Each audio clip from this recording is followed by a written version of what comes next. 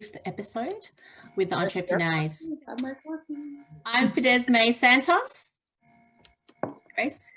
I'm Grace Kinto, and we're the co-founders of the Entrepreneurs, which is a female-led advocacy group based here in Melbourne, looking to promote Filipino cuisine, culture and communities. The Filipinos are the fifth largest migrant community in Australia, and still our cuisine is heavily underrepresented, so we aim to change that. And we do it by volunteering our skills in business, design, marketing, storytelling, communications and hospitality to champion what we love about our Filipino cuisine, culture and communities. And we've done this through a number of creative collaborations and a few community building events and storytelling and social enterprise as well. So as we navigate together a life interrupted by this pandemic, Coffee in CHIKAHAN with the entrepreneurs is real talk with real people. It serves to connect, engage and uplift our barrio and beyond through conversation and stories. So welcome to our fifth episode, and we are so joined by both Mariam Arcilla as well as Luisa Brimble to celebrate the Philippine-Australia Friendship Day and National Heritage Month with our special guests. So without further ado, let's do a bit of an icebreaker. Luisa and Mariam, if I'd like you to introduce yourself to the audience, but also if we were catching up at your favorite cafe or restaurant right about now, where would that be and what would you be ordering? You want to go, Luisa? Well, hi, my name is Luisa. I am a lifestyle and food photographer. And I'm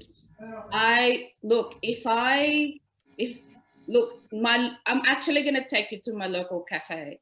It took me a long time. We've been living here for about 6 years now, and I only really found out probably last year. And it's just my local cafe, and I think it's what I'm going to do is I usually order a dish called All Things Green, and it's basically brown rice with edamame, avocado, you know, a little bit of not the yacht, Luisa. Not to you. You can all things green, not all things brown. It's got brown rice, so you know. It's got brown rice, but like I think the main seasoning with it is it was cooked in dashi. Oh, yum! Yeah, it was really nice. It's beautiful for, you know, it's just craving something nice all the time, and you know, you just go and get people to, you know, whenever like I have people over for a meeting, I usually take them there. That's awesome. Nice. Yeah. And just to confirm, where do you live in New South Wales again? You're in the Hills area, right? Oh, in Pennant Hills area, yes. Pennant Hills. Okay, awesome. And Mariam. Hey, I'm a writer and creative worker, so I work with artists and institutions to produce projects, exhibitions and events. I also write about art, design, fashion and architecture for galleries and magazines. I come from a familia family of artists, cooks and writers, so creativity has always been surrounding my childhood. I went to Montessori school in Green Hills in Quezon City, and that valued creative learning and collaboration. So a lot of my projects right now deal with a lot of the collaboration that I've learned at school in the Philippines. I became a writer because I was always fascinated by creative people and luminaries who forged their own path in life. So I've interviewed like fashion designers, architects, musicians and painters, so it's been really fascinating getting to tell their stories with them. Icebreaker, if money was no option, I would fly all of us to Quezon City so that we would oh yay! Restaurant Las Casas Manila at Casa Juico. So wow. I'm in the Philippines and I had the most heavenly sardines and rice, and so I would take us there, but maybe closer to home, Buffalo Dining Club, which is where I go to usually in Darlinghurst where I live. It's home to the cheese wheel. Catch her oh my goodness. There for a chat. A chat and lots of cheese. Yeah, and I'm lactose intolerant, so I would probably take I'd probably take myself after dinner. wow.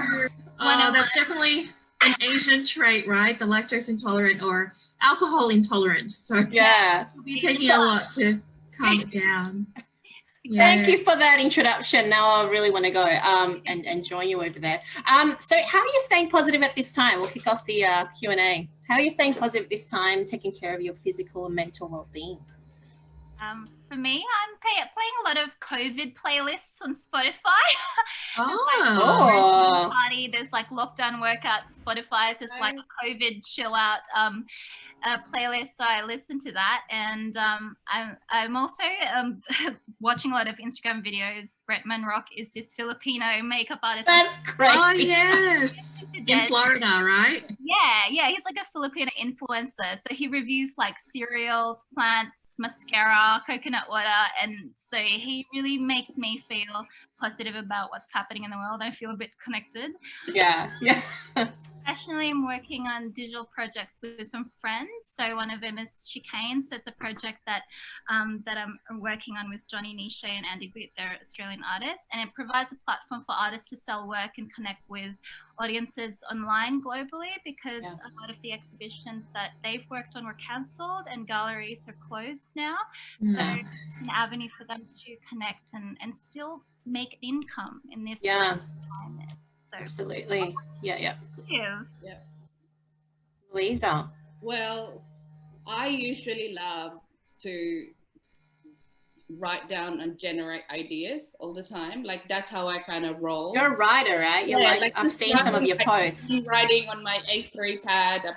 I'm almost thinking, I should just sell A3 pads full of ideas. Only takes one idea, Right? Exactly. Well, there's lots there. I basically, I'm more into kind of like going into like looking for marketing stuff and just learning about how you could find opportunities in times like this. But that's like coupled with a little bit of Netflixing and a little bit of Netflix, not an evening Netflix session, because I love those. Watching MasterChef and I'm loving that too. And you're cooking. How about cooking? And cooking, I love it. I love cooking, and I usually, I'm kind of like really good at repurposing leftovers. Oh yes. I think we've learned to do that a bit more. Pay attention to that, huh?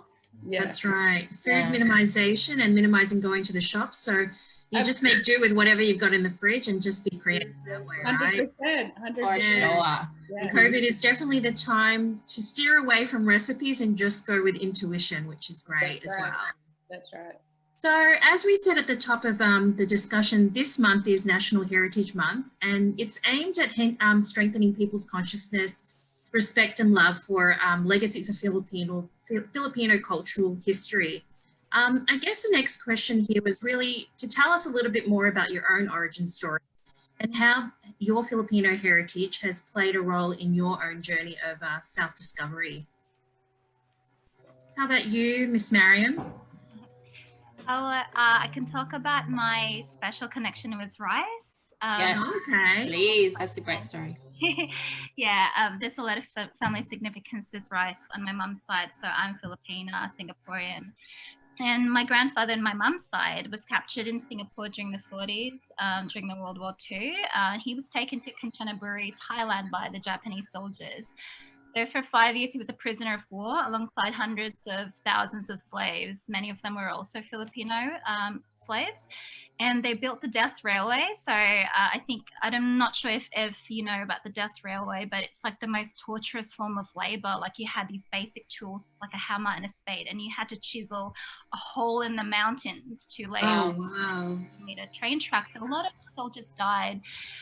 My grandfather miraculously survived on eating cockroaches and old eggs. So he survived after 5 years. The war ended, and he was given a sack of rice as a reward for surviving. And so he made this pilgrimage.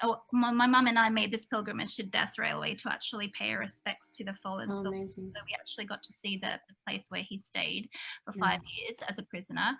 He was released after 5 years, and then he was given a sack of rice. So he walked from Thailand all the way to Singapore. Took under a year to make that journey. God. And during this time, he used this sack of rice as a pillow to sleep on. He used it as a shelter to hide from when it rained, and he slept in the drains. He used it as an exercise mechanism when he was feeling weak. So he dragged this whole sack of rice all the way to Singapore, and it became his symbol for not giving up, for having to keep going, this grain of rice. And he finally arrived in Singapore, and he knocked on the door, and my grandmother, who thought he was dead, you know, for 5 years, she hadn't heard from him. She opened the door and he said, "Sell the rice, feed the kids." So he collapsed on the top of the rice sack, and then they sent him into hospital, and then she sold the rice and she fed my mum and her 2 sisters with that. Wow. I will never look rice the same way again. That's phenomenal. I know. That's crazy. And so how has that story and that experience sort of influenced your life journey so far? I think it gives me so much gratitude about food and how you can have the most heartwarming meals centered around something so simple like rice. Like I remember my Lola, the way that she showed love was not, you know, saying I love you or mahal kita. It was making, you know, rice and soft-boiled eggs with rock salt, right? Like every yes.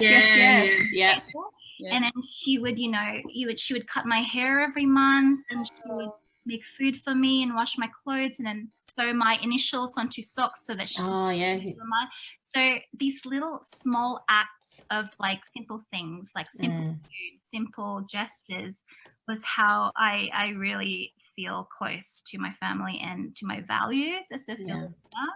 That's beautiful. Beautiful. Yeah. It just goes to show, this versatility of rice, how it played a part in your history and forward looking, especially this time when it's definitely a lot more difficult than usual. So sharing that amazing story. I will not look at a bag of rice the same way after hearing that story.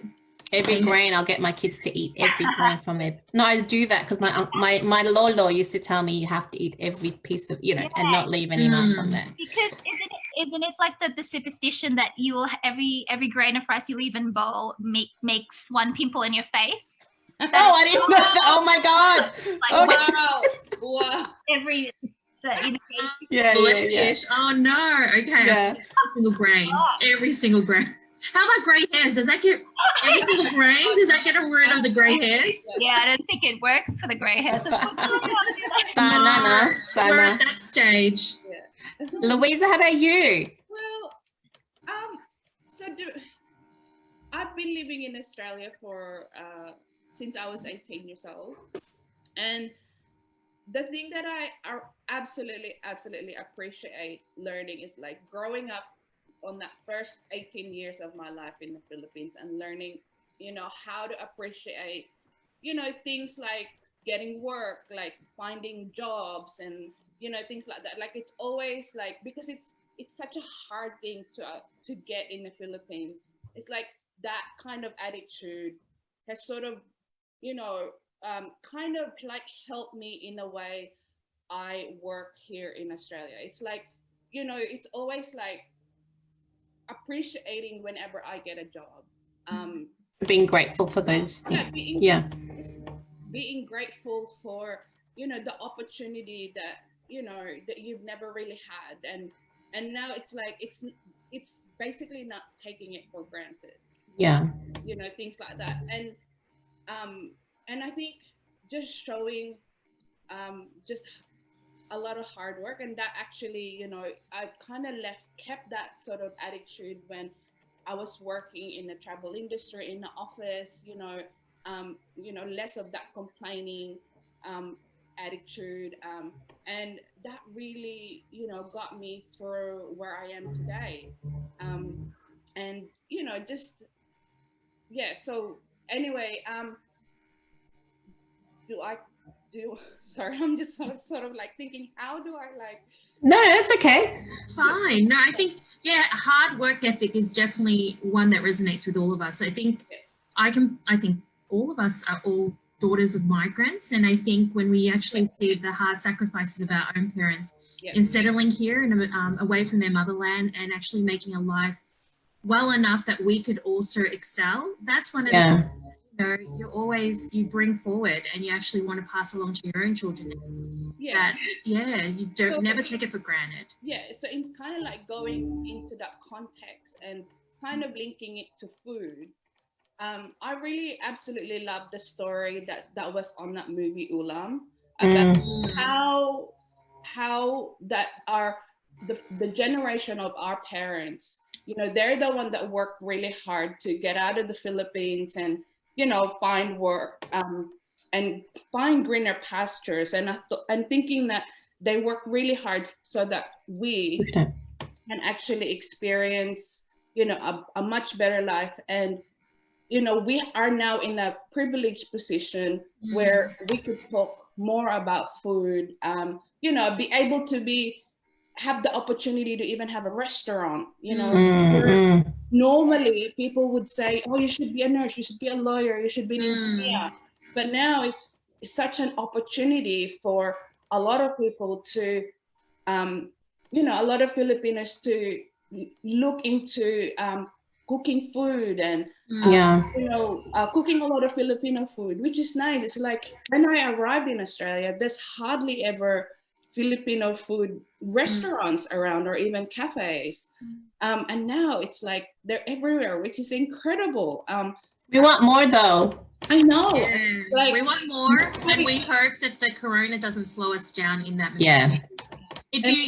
And I echo what you say about Ali Cuerdo. Like, she was amazing film director that decided that, if no one was telling the story about Filipinos getting into the food scene and what it meant to bring their heritage to the plate, she was going to do that for the community. And, we were so privileged in 2019 to have her come down here, and hopefully one of our future sessions for Coffee and Chikahan, we can sort of touch base with Ali and see how she's going, especially since, New York is her home, which is the country center over there in the US as well, for the corona infection. So absolutely.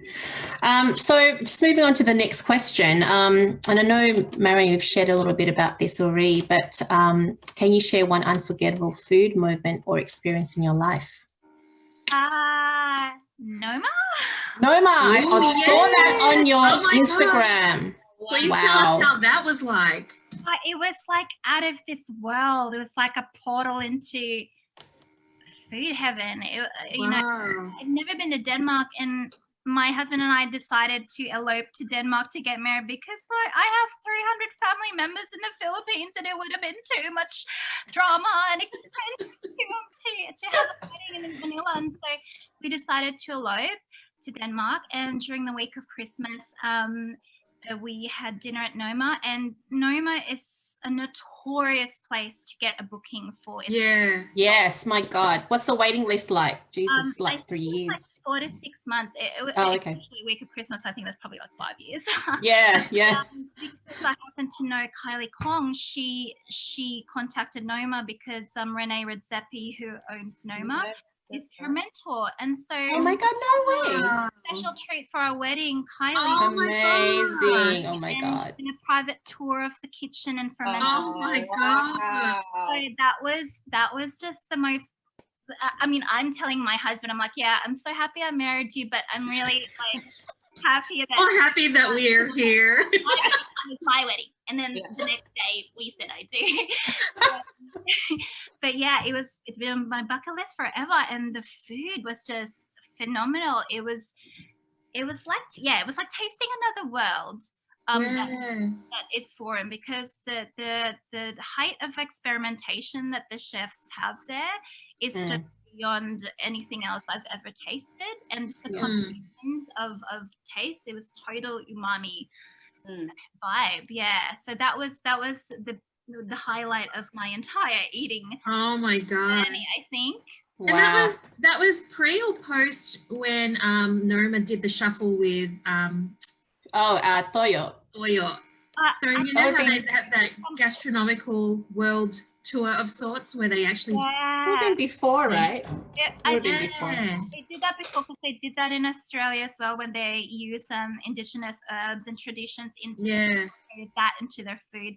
We went in December 2019, which is of a little bit over 4 months ago, which was such a lifetime away. I know when you Oh my gosh, wow. Yes. Time, and it was during the bushfire season as well. So there was such a lot of heartache because there are Australian staff at Noma as well that felt that.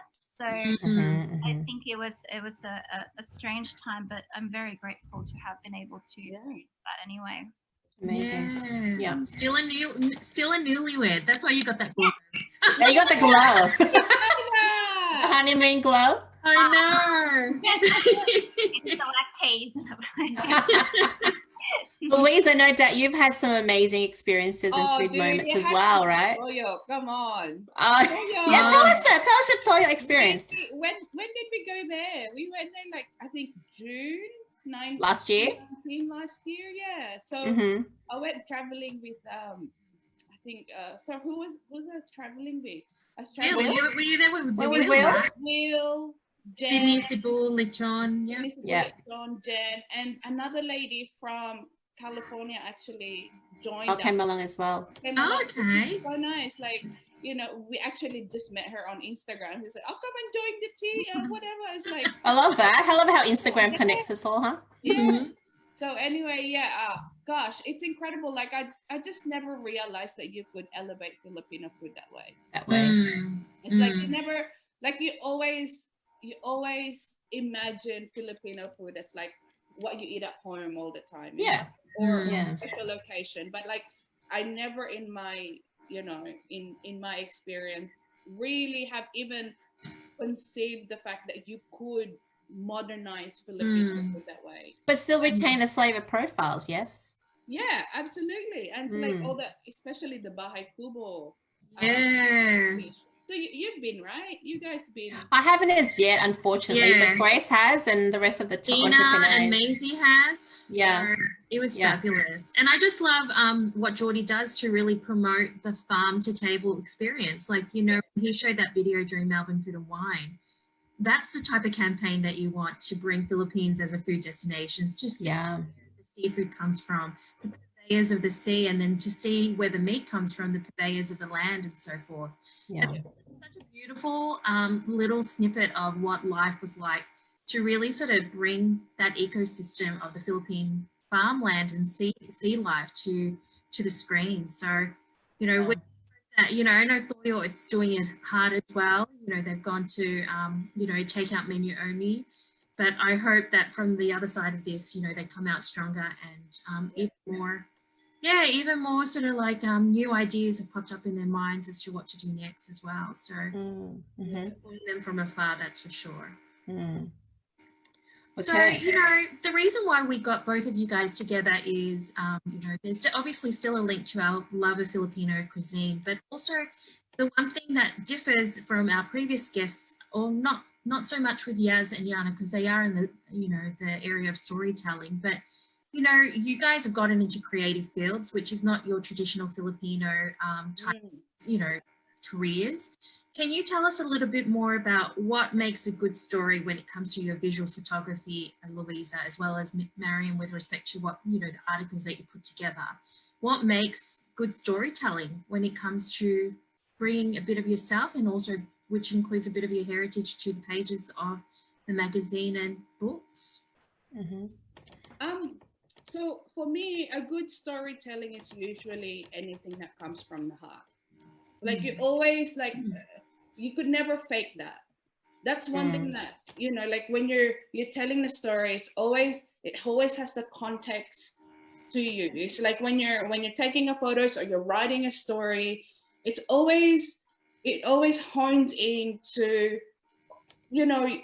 all the things that make you up as a person. And I've always, whenever I'm going out and taking photos for brands and things like that, there's always that part of me, or, things that, like, the one thing that I absolutely love when taking a shot is when I could hone in on the emotion of it. Like, I think that always kind of, such a winning formula for me. when I'm. Is it hard though? Sometimes is it hard or is it quite easy? I mean, I know you was talking. Yeah. Yes. Look, when I started, I mean, before food photography, I actually started doing, family portraits and weddings.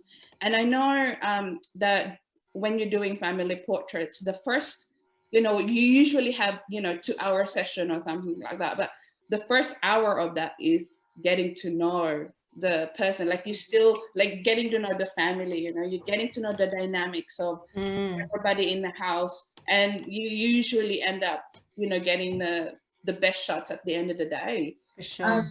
Yeah, so really it's being sensitive to, although like, when you get a brief from big brands, that this should be all the big shots and things like that. I usually, when I take photos for brands, I usually make sure that all the important things that needs to be shot is done. And then I try to do that and tick it off the list. Yeah, the must-dos, right?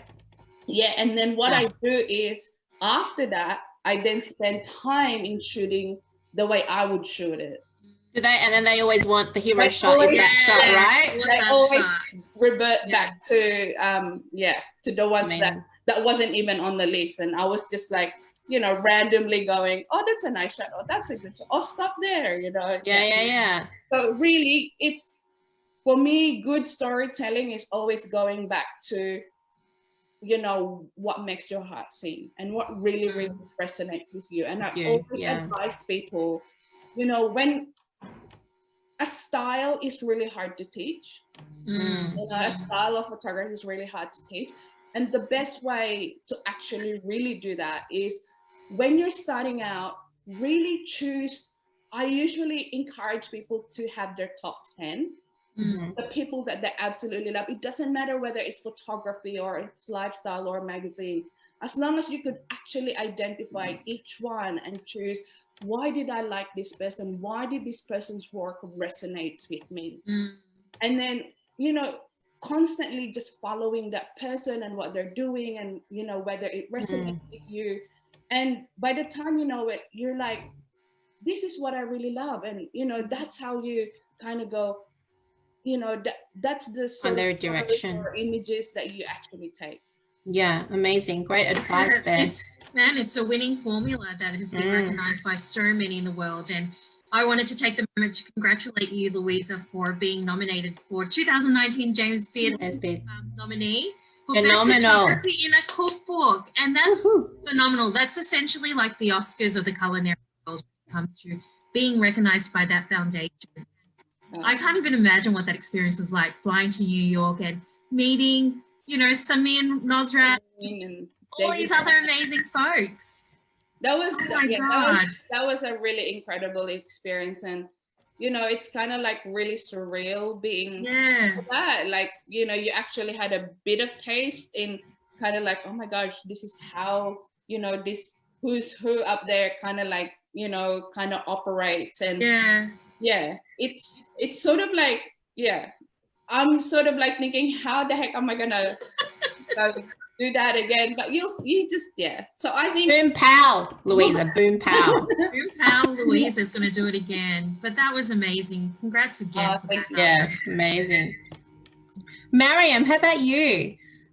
I think a good story, coming off what Louisa said as well, about like, just you have to come at it with passion and what good stories are the ones that stimulate the mind and feed the heart for me. Like a story told with passion and with room for curiosity and learning is always very important.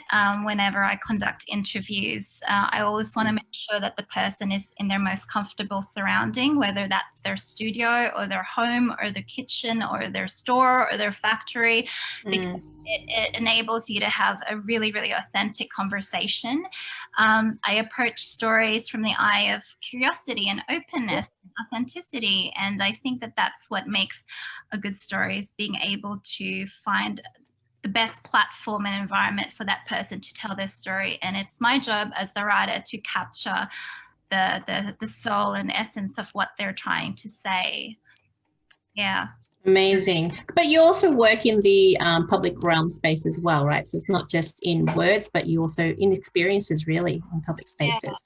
How does storytelling and what you do sort of reflect in those kind of scenarios?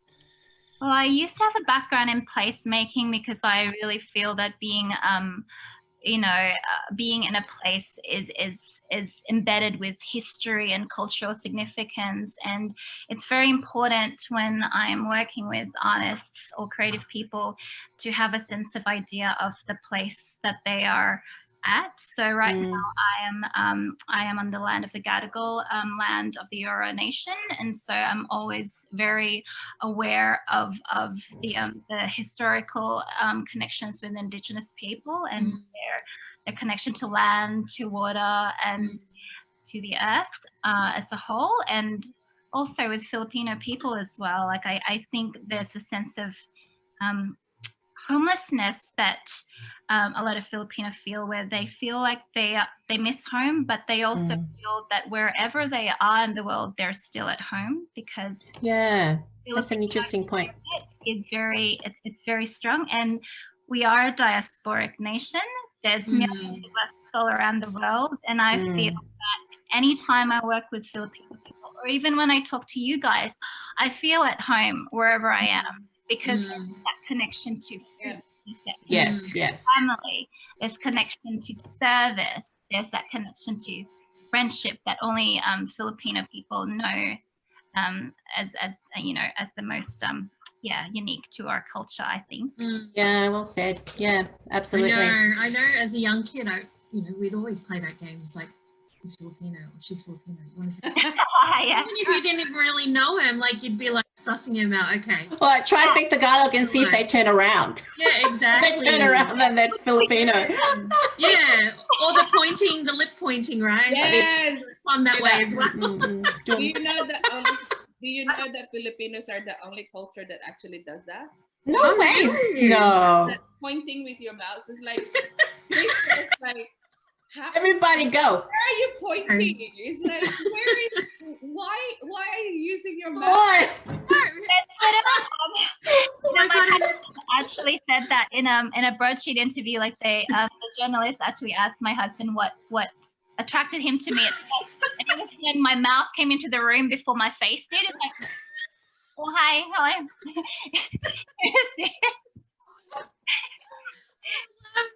Oh my god, that is so classic. Love it. Oh, that's so funny. Okay, all right. So moving on to the next question. I know you've both worked on amazing projects. So the next question is, what is your dream project, or if you've already experienced it, can you tell us a bit more about it? Oh, that's hard. I know, like let your mind go, crazy on this one. Like, well, in terms of the dream project, really is working with people who it's actually quite hard to find people to work with in terms of, in that you are in the same level. It's actually really hard. It's like, okay. I would love to have a really good team that's, kind of like, just like pushing boom pow team. Pow all the time. It's like running around, like lots of energy. Because that's what you are, because you bring so much positivity. Your vibe is so like so infectious. Even you, Mariam, like I love it. I love it. It's just really bottle it up and share it with the world. How about that? Oh gosh, there's just so many little dream projects to do, but my heart always goes back to creating something for media, like like it's always something like I don't know whether it's a magazine or it's it's a book, or I've kind of done a lot of book stuff and publishing things, but I kind of want to move a little bit towards producing a show. Ooh. So we're gonna keep an eye on this one. It's not small, but you just never know. And producing a show on, like, is there a certain topic that you want to sort of? Or do I? Oh, okay. You don't want to share. No. But like, I think it's about. okay, so here I kind of thought, you know, I really love the Ugly Delicious episode. Oh, yeah, me yes, too. yes. Kind of do something like that in a smaller capacity, like just Okay. tiny, you know, a 15-minute show. But like I thought, you know, do something about. So I've already like visualized what I wanted to do with the first episode. For example, it's like God, it's Luisa, about, amazing. you know, it's yogurt, and I thought, you know, have people making yogurts, but like the underlying conversation that you have with people is actually culture, movement of culture. Yeah. Oh my yeah. God, I love Yeah. Yeah. Yeah, and the Oh. recognition that So I thought, you know, explore it, but it's like, even though you're making a dish out of lemon, like, because I met like this lady who love them. making this dish, which it's yogurt dish, and I thought when she served it to us, I thought I was expecting something sweet, but it's a savory dish, and it's, you know, she Okay. said that Lebanese people really love, you know, the making of the yogurt and from scratch and stuff like that. So imagine me having a conversation with her about that, you know, making yogurt, and at the same time talk to her about, you know, how did the movement from, you know, the culture from, you know, when you moved to Lebanon to Australia, how did it affect the family and things like that. So I don't know. that's Amazing. fabulous. We'll see. We're subscribing Yeah. already. We're already your viewers, so you've got at least 4 here. Yeah. Yeah. You know, I thought, you know, the other episode would be about authenticity, in a sense that talk about, you know, the Filipino food, the culture, even like you know, and even like underlying issues like things like pre-colonial and colonialism and things like that, and talk about making of the kare-kare and adobo, and you know, there's so many history behind about, Because you have a whole collection of historical books around food, though, right? the Filipino history food, about, the history. You know, and then it really fascinates me, you know, that you know this relationship with the Philippines in terms of the Spanish influence in the food, and whether it's not, and things like that. And I love the fact that, you know, pre-colonial, you have such a rich history of food in there that wasn't even written about. Yeah. Things like that. So Bringing that to the I'd like fore. to just explore that, in the sense that, you know, there's conversations, there's video and things like that. So yeah. Go, Luisa. Go. I know. We know an amazing person to include in that. Maisie, she does all that amazing stuff. So Yeah. yeah, it definitely is an idea, a dream that's worthy of continuation to move forward on it. We're excited to see what you produce. Now that it's out there, it needs to happen, eh? I know. You put it out there in the world. I'm gonna hold you accountable. Oh, we're gonna go with it. Sure. Hey, Mariam, how about you? Have you had worked on a dream project already, or are you dreaming up one right now? I like dreaming up projects, like lots of different little projects, but I'd like to say that I am doing my dream project, which is, you know, I work across a range of projects across digital marketing, writing, curating, producing. And I think that the one crux of all my projects is that they're all highly collaborative, and everybody comes to the table truly wanting to make the world a better place, whether that's through art, design, food, social justice. And so anything that has that is a dream project for me. I'd like to say that, you know, conversing with creative people every day in my line of work, that's a dream. Getting to turn ambitious ideas into something solid, that's a dream project. As a guide, I listen to my favorite artist. She's a musician called Laurie Anderson. She's an American musician. And she, you know, when she decides on a project, she says she has to think about 2 out of 3 things. So the project has to be fun. The project has to be interesting. And the project has to make money. So 2 out of 3. And if it's 1 out of 3, don't do it. If it's 3 out of 3, then that's straight up. That's a bonus, yeah. Love that. Okay. And I've always listened to that, and I've never been disappointed each time. That's amazing. So fun, interesting, or make money. So 2 out of those 3 is what you kind of go for. That's a good one. That needs to be like an infographic, Mariam. I know. Yeah, go on. Yeah, well, if it's an infographic, I'm usually doing fun and interesting, but not making money. My whole journey, but It'll come. It'll come. yeah, it'll come.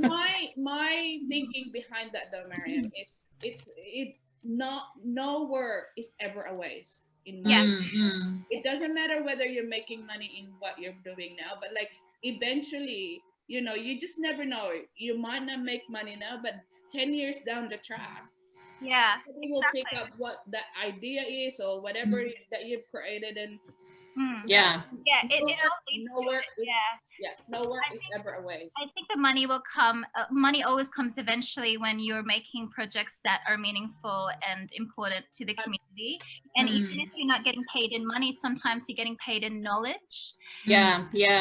And that is so much worth more than a fiscal. Yeah. I think even now there's a lot of talk about, what's the next normal will be. I think the way we see currency or the exchange could be beyond just dollars. I think people's values will be changing. Knowledge, you say, community, I think those will be really important and even more so down the track. So yeah, for sure. Bartering, for example, like I remember Cornersmith used to barter their vegetables and their produce. They were having a cashless exchange, and I think that I love it.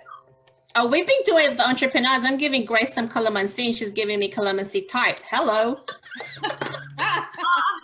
It's so good. I know, it's like ice cream or something. I know. It's going back to the simple way of life, right? How our parents did it back in their own provinces as well. Like, you couldn't sort of like muster up the pesos, but you gave them something else in service in exchange of whatever else they were giving you. And Absolutely. I don't know, that terminology, utang na loob, like, So you can't give it in cash or in currency right now. There's some level of, something inside of you that will know that I'm going to give back later on. When I can, I will. Yeah. And it's that authenticity of that exchange that makes it so beautiful as well. Yeah. So the fact that we're sitting here right now, that even though we have lots of time on our hand, that you still carved out an hour of your time on a Saturday to chat with us. And it's not for any monetary exchange, but it's an exchange of ideas of what we want to do next when we can and when we can get together again. So thank you again, ladies. I really appreciate it. Good for the soul. It is. Yes. That's right. But what is also good for the soul, obviously we're now in a bit of a lockdown where we can't really travel that far, but pre-corona, what where was your happy place? Where did you love to travel, and why did you think what was that place and why? Oh, like where do I like to? Yeah, where's your happy place? I think last year that was Philippines. Like actually, and look, whenever we travel, like whenever you think about travel, you always go, in New York or Europe or Paris or London, but you never really given Philippines the chance to. There's so many things to explore, but like now I'm seeing it more in a different light, in the sense that I'd like to actually go back and then just scour through history. And I think like I feel like you learn so much from your travel if you just like study a little bit more about like where things come from. It's like there's always a reason why why we've had this particular like this attitude of the bayanihan,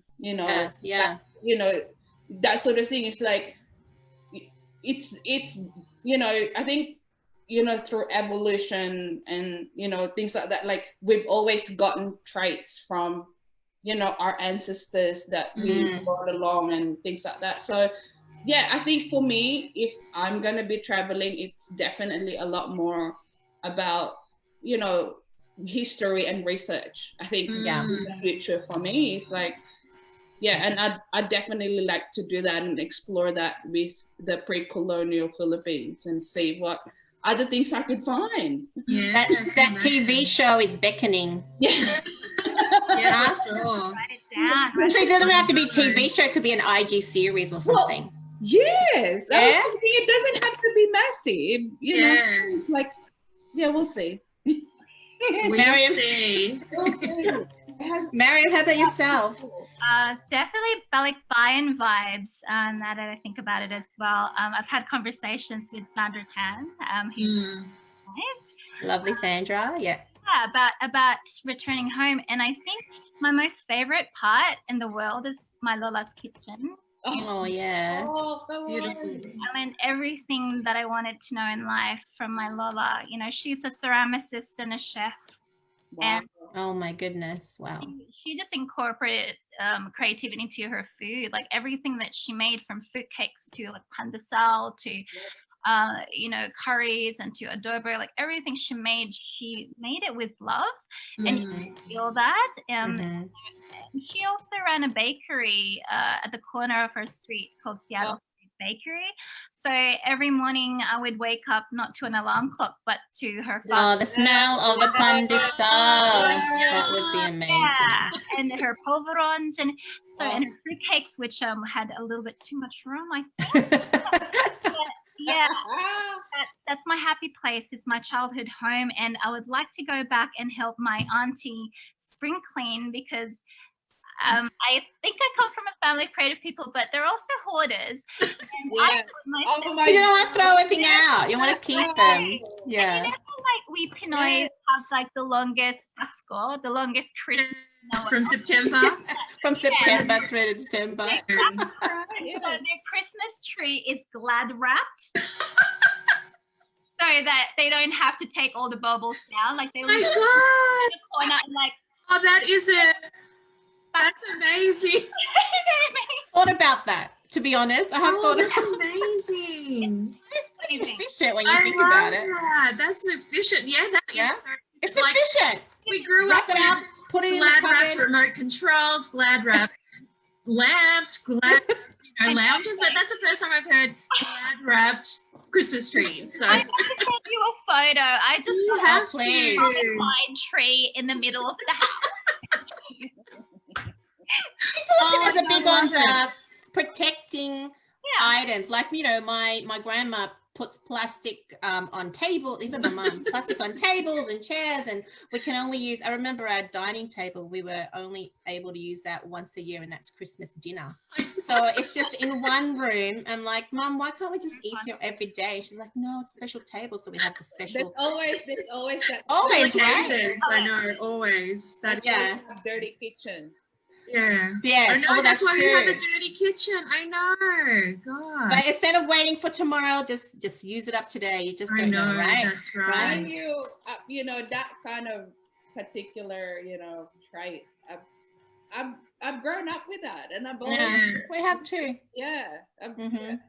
always Like have- waiting for a proper occasion or a Occasion, major but every occasion to day use it. is- But every day yeah. should be celebrated, right? I know, that's right. So, Especially now. On that note, what are you looking forward to the most post this pandemic? And it looks like some, I guess, restrictions will be staged slowly, will be released slowly. So what are you looking forward to the most post this whole scenario? Lechon. Sydney Cebu lechon. Oh, yeah, Yeah, for sure. Mariam, how about you? Is there one single thing that you're looking forward to? I look forward to getting on a plane to the Gold Coast and hugging my mum and helping Oh, yes. her hair. Yeah, she's on the Gold Coast right now, so she's she's missing me and I'm missing her. Oh, I think interstate travel is okay. Will be okay. Yeah. yeah. I think it's more international. Okay. But Yeah. yeah. Okay. Oh, that's We- amazing. Yeah, of course. Mhm. Oh, sorry, I asked your question, Grace. Fine. I think we're at the good part of the hour. We were going to do a little bit of some fun, before we close it off, a little bit of a fun lightning round. It's rapid Yeah. fire questions, and you just have to say this or that. So we'll give you two options. You tell us which one you prefer. Oh my gosh. First And one not too is- much thinking, okay? You just have to Yeah, go. just on the ball Ah, like on the that. ball, yeah, No- yeah. Yeah. Okay. Adobo or You ready? sinigang? Okay, ready. Adobo. ready? Adobo. Sinigang. Sinigang. Oh, adobo. Okay. Oh, I think we know the answer to Oh, go ahead, Mariam. What was that? It's winter sinigang, but adobo all year round. Except Oh, Yeah. okay. True. True. Okay, so we already know the answer to this one for Louisa. Louisa. Lechon or crispy pata?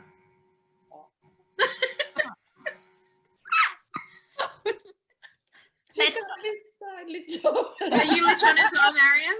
Okay. Champurrado or taho? Champurrado. oh, taho. Oh, there we I'm go. hot too. Yeah. I'm team taho as well. Long silog or tap silog? Long silog. Oh, I'm Tapsilog, yeah, nice. Opposites attract, that's right. Mayan or fork and spoon? Fork and spoon.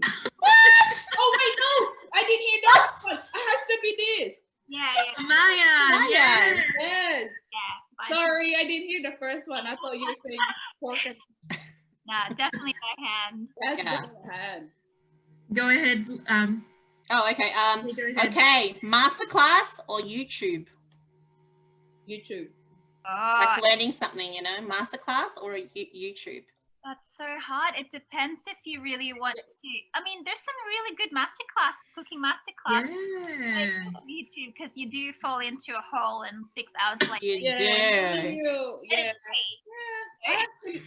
I see the value in YouTube, but I also see a value in, you know, in actually producing A masterclass by Luisa Brimble or I Mariam know. Arcilla, or a YouTube video by strangers? Yeah. Yeah. I'll put it in context, guys. What Mariam said, for sure. Library sorted by color or by subject? By subject. Come on.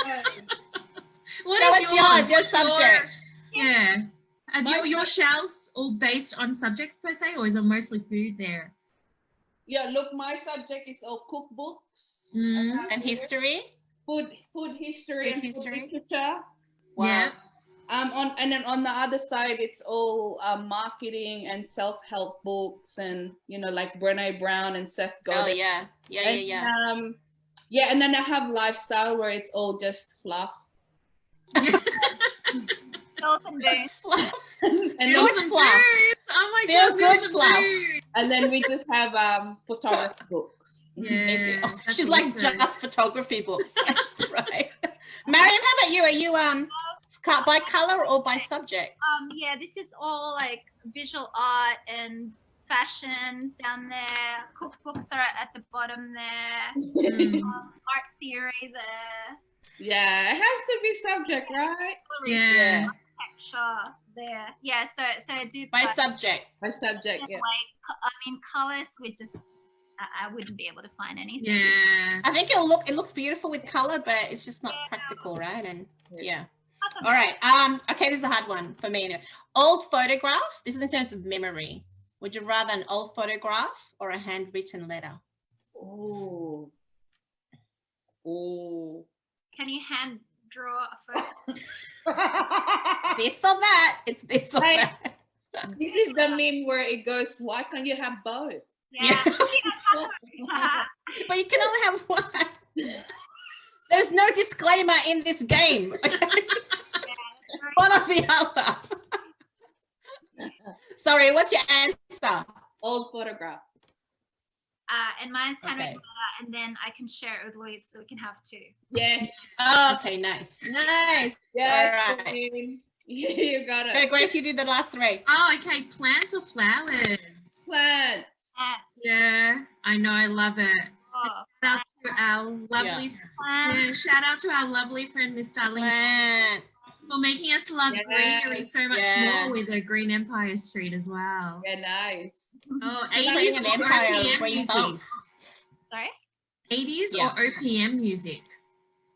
What's, OPM. 80s or OPM? 80s. what's OPM? What's OPM? OPM? Old Filipino music. Oh, Yeah, yes. the good old days. Yeah, do you remember those? Yes, Gary Valenciano. Okay, I know. Fidesz has a Gary's couple of OPM. variation. Go ahead. What's your favorite Fidesz? Which one? Which What's one? your favorite OPM? Leah Salonga? God, yeah, I do love Leah Salonga. Yeah. Oh, you're gonna do the rendition of it. What's your favorite? What was the Oh song? my God, you didn't prepare me for this. I don't know. Oh, I remembered when I was a kid, they would usually put me on top of the fridge so that What? like on top to make me sing this song. It's called Dahil Sa'yo. Ayo, da-da. I don't know the rest of it. That's all I know. Mabuhay. Oh, Yeah, yeah. okay. Freddie All Aguilar. right. What's the Freddie Aguilar song? Anak? How's that Lupa, go? No, Anak. Anak. Or that is the That's a The deep classic, one. right? I don't know. That's Yeah, a I have deep no one. idea. Yeah. That's for another session, like Yes. a karaoke session. Okay, the last Yeah. one is karaoke or TikTok. Karaoke, come on. Mariam. I mean, TikTok.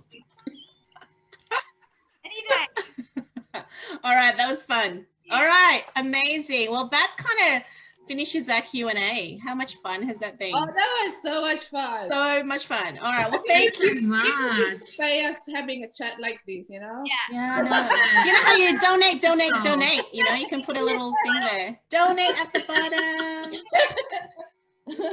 Thank you so much, Mariam, Oh, Louisa, guys, thank for you. This joining is so much us. fun. You're both such bright lights, and thank you for sharing your gift with the world and with us as well. Your generosity of spirit in sharing your creative gifts and amplifying the work of women in color in Australia and beyond. So that's love that. amazing for us. Hashtag Thank Love you. you know, Yeah. And no, it's been really rewarding getting to meet you guys in real life as well. So Mm. oh, I know.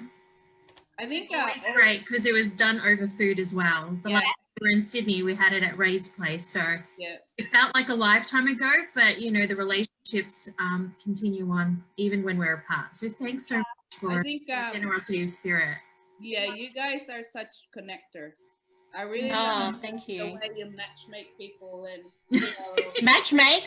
like you know, like it's crazy. You guys, there's a dream. I reckon there's a dream project between you two. I know, Going that's somewhere, what I'm thinking. It's already you here. know? It's in these, this quadrant over here and For stuff. sure. Yeah, but that's what we love. And, you know, that's definitely one of the things that sort of comes from our own sort of upbringing here in Australia, that our parents had their own sari sisterhoods of sorts. You know, it was their comadres that brought them, you know, gave that feeling of home. And we're so glad that we were able to create that for ourselves. So, Yeah. and, you know, I guess, you know, as we sort of go into celebrating National Heritage Month, wanted to remind everyone that it's okay to be, to bring identity to the table. That's what we love about it. And it should do it more often than not. And next week we'll be doing more of that, but we'll be swapping the coffee with cocktails. Ooh. Cocktails in CHIKAHAN with two of the entrepreneur ladies, and we'll explore the diversity of our Filipino X identities and talk about how we felt to grow up in Australia as migrant kids. So it's going to be a diverse and colourful conversation, as much as the Luzumindi region that we come from as well. So for now, stay connected. You can stay connected with us on Instagram or Facebook. And yeah, and on behalf of the entrepreneurs, thank you. Stay well and stay safe. Thanks, guys. all right, see you Thanks, guys. ladies. See you later. Bye.